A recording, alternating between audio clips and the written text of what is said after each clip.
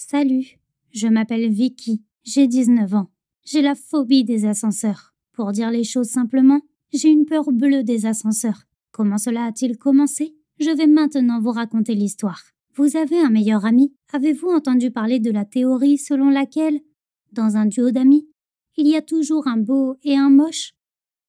Eh bien, malheureusement, je suis la moche.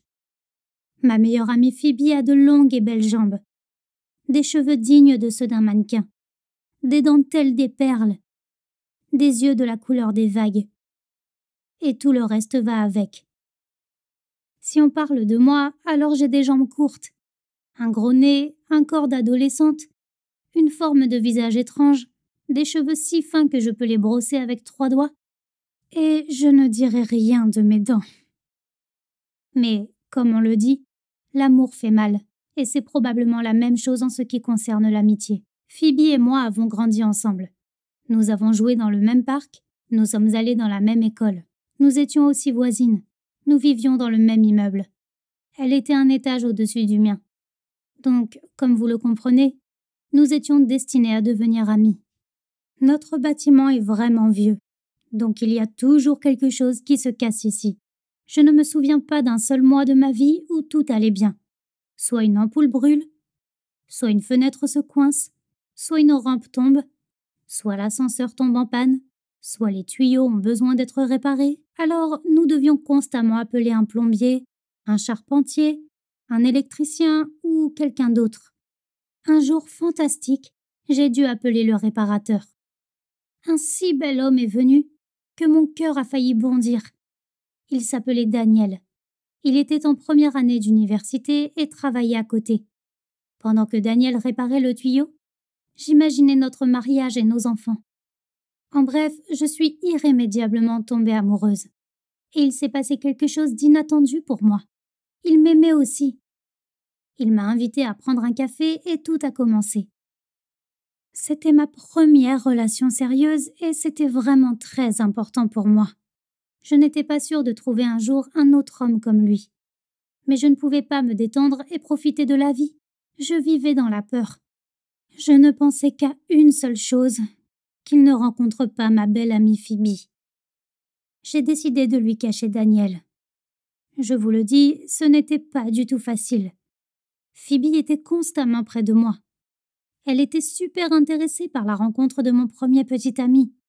Elle m'a posé des questions sur lui, comment il est, ce qu'il porte, et même comment il embrasse. C'était tout simplement impossible de résister. Elle regardait aussi dans mon téléphone quand je lui envoyais des SMS. Je savais que je ne serais pas capable de garder Daniel caché de ma belle et folle meilleure amie. Et puis, c'est effectivement arrivé. Mais je n'aurais jamais pu imaginer ce qui allait se passer, même dans mes pires cauchemars. Lors d'un de nos rendez-vous, j'ai invité Daniel à venir. J'avais prévu de regarder un film romantique. Je savais que Phoebe ne serait pas à la maison, car elle était partie chez Ikea pour un nouveau bureau. J'étais donc sûre que nos chemins ne se croiseraient pas. Imaginez ma surprise et ma panique lorsque nous l'avons croisée dans le hall. Elle portait les sacs et le bureau toute seule. Elle avait l'air pitoyable, mais aussi très séduisante. Une Phoebe fatiguée, dans une robe légère et avec un beau décolleté. Et bien sûr, Daniel a décidé de l'aider à porter ses affaires. J'étais à la fois dépitée et furieuse. Comment est-ce possible? Nous avions un rendez-vous. Mais ensuite, j'ai réfléchi. Phoebe était ma meilleure amie, et c'était difficile pour elle de tout porter toute seule. Alors que Daniel aime juste aider les gens. Tout va bien, il n'y a pas de raison de s'inquiéter. Oh, j'étais si bête.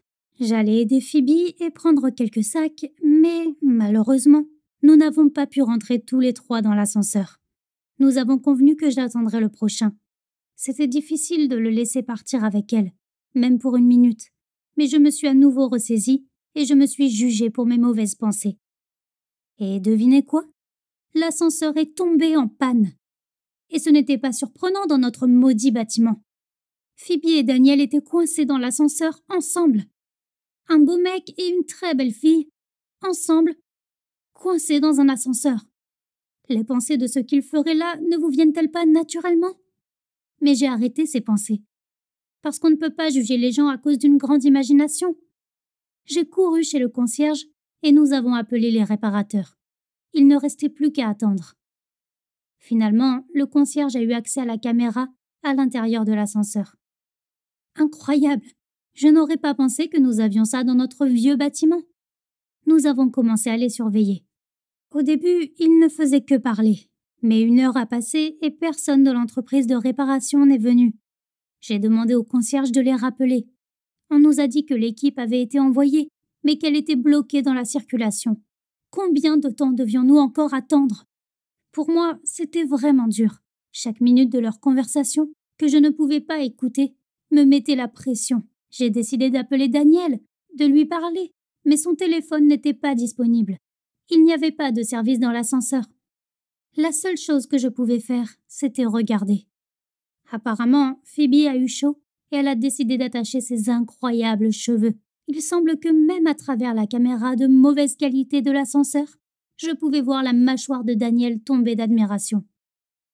Il s'est approché d'elle, puis ils ont décidé de s'asseoir et Phoebe était en robe courte. Elle était assise de façon si mignonne, comme si elle montrait ses jambes. Ils se rapprochèrent de plus en plus l'un de l'autre. Daniel la fit rire et elle le toucha à l'épaule. C'était insupportable. J'avais l'impression que mon cœur s'arrêtait. C'était si douloureux de les regarder, mais je ne pouvais pas m'arrêter, car j'avais besoin de contrôler la situation. Daniel a mis sa main sur le genou de Phoebe. Il s'est approché d'elle avec son visage, sur le point de l'embrasser. Et soudain, la lumière s'est éteinte. Au début, je n'ai même pas compris. La lumière s'est-elle éteinte ou étais-je en train de m'évanouir?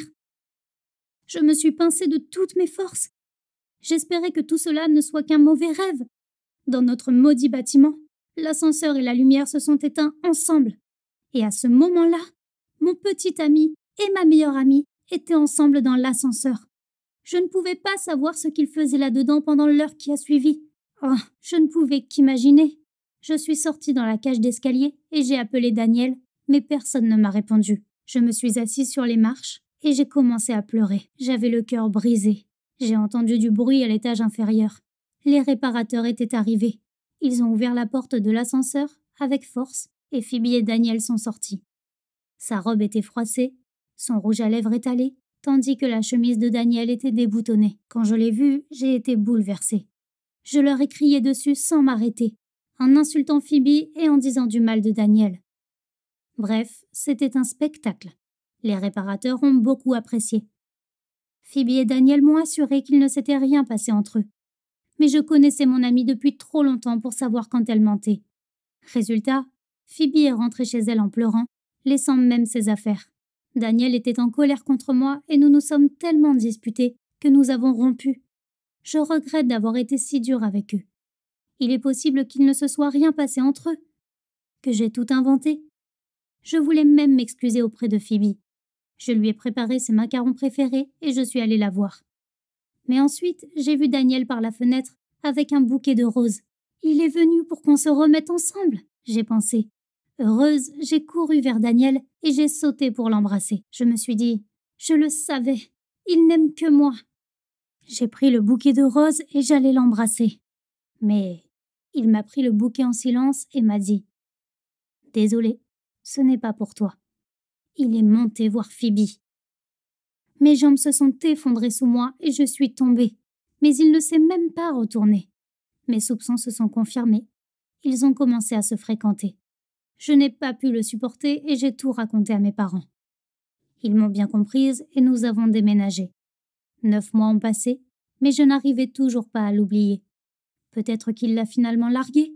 J'ai réfléchi avec espoir et je suis allée sur son profil Facebook. La première chose que j'ai vue, c'est la vidéo de Daniel tenant un enfant dans ses bras. Dans la vidéo, il dit « Merci à ma femme et à cet ascenseur.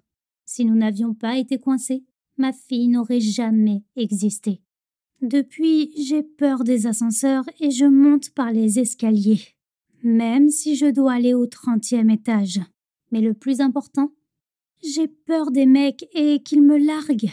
Je ne me lie même pas d'amitié avec les gens. Avez-vous déjà été trahi? Partagez votre expérience dans la section commentaires. Faites-moi part de vos suggestions sur la façon dont je devrais faire face à mes problèmes. Je ne veux pas rester seule pour toujours. aimez la vidéo et abonnez-vous à la chaîne.